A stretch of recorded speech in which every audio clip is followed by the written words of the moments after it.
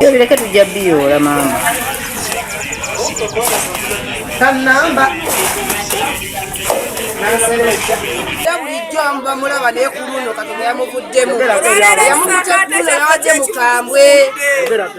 N'amuteekako n'emiggo. Ate yagenza okujja nga ne jjajja amulinze n'ajjodde amulinze wabweru nga tamulaba. Tumaze ennaku ezi nga tumwetegekedde. Olw'olwaleero lwe tumukutte.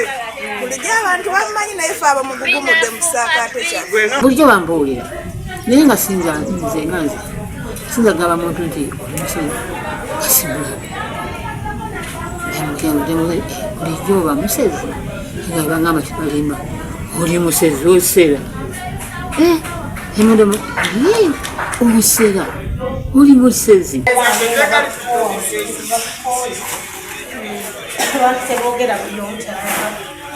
Ngenzeeyo ng'omukyala taliiwo aliko ayiwa etteekawe gy'akolera naye ng'obulabe bwalimu nga kirabikira ali bulabe bw'amaanyi tasobola kubeera mu bantu abo nga basobola okumukola ekikyamu.